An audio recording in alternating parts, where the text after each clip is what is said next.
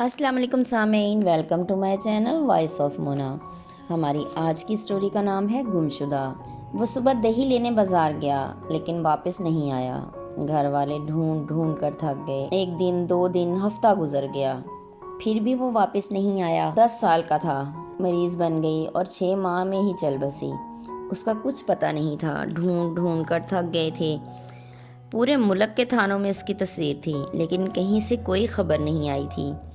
6 سال ہو گئے، باپ بھی مر گیا۔ رات کا وقت تھا، دروازہ بجا۔ سلیم اٹھ کر گیا تو باہر پولیس والا تھا۔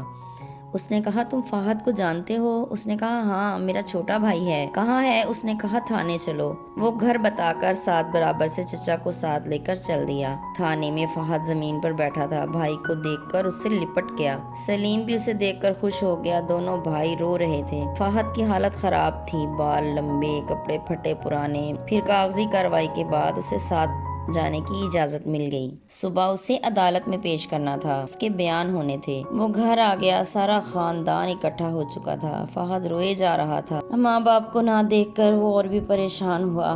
پھر بھائی نے پوچھا، فہد کیا ہوا تھا؟ اس دن اس نے بتایا کہ دہی لے کر واپس آ رہا تھا۔ وہ کوئی آدمی تھا، اس نے پوچھا کہ اجمل کے گھر جانا ہے۔ اجمل ان کے گھر کی بیک سائیڈ والی گلی میں رہتا تھا۔ وہ ان کی گلی میں داخل ہوتے ہی اس نے مجھ پر سپرے کیا۔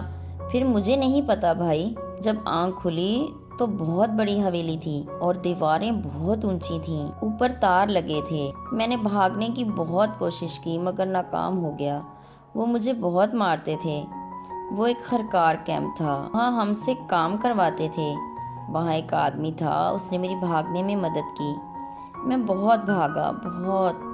پھر مجھے ٹرین کی پٹری نظر آئی اور میں اس طرح ٹرین پر چڑھ گیا۔ وہاں سے مجھے پولیس نے پہچان لیا اور متعلقہ تھانے میں پہنچا دیا۔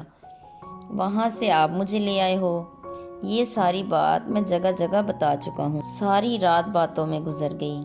سب کے دل ڈر گئے تھے کہ اغوا کرنے والے یہ بھی نہیں سوچتے کہ پیچھے والوں کا کیا حال ہوگا۔ اب سب خوش تھے کہ فہد گھر واپس آ گیا اور سب اپنے بچوں کو نصیحت کر رہے تھے۔ ہمیں بھی اپنے بچوں کو سنبھال کر رکھنا چاہیے اور وقت پہ وقت بچوں کو گھر سے باہر نہیں جانے دینا چاہیے۔ جیتے رہیے، خوش رہیے۔ ملتے ہیں اگلی کہانی کے ساتھ۔